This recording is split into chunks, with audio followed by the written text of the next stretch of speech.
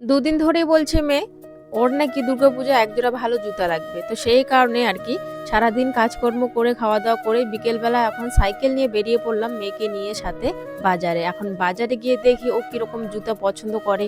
আসলে কি বলতো আমাদের সেরকম তো জুতা কেনা হয় না। আর আগের যেগুলো জুতা ছিল সব হয়ে যায় ওর এখন ছোট। তো সেই কারণে কিন্তু নতুন জুতা নেওয়ার জন্য আমরা চলে এসেছি। আর আমিও একজোড়া জুতা নেব। তবে হ্যাঁ, দুর্গাপূজা ঘোরার জন্য ওই জুতো নয়, ভালো জুতা নয়। বাড়িতে পরার জন্য হচ্ছে একজোড়া আমি স্যান্ডেল নিব।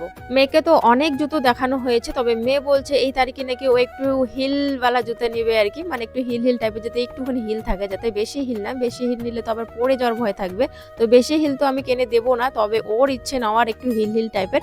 তো সেই কারণে আরকি একটু এই জুতোগুলোর মধ্যে একটুখানি হিল ছিল। তাই ওকে বললাম এই জুতোগুলোই নে। আর জুতোগুলো কেমন হয়েছে অবশ্যই কিন্তু জানাবে।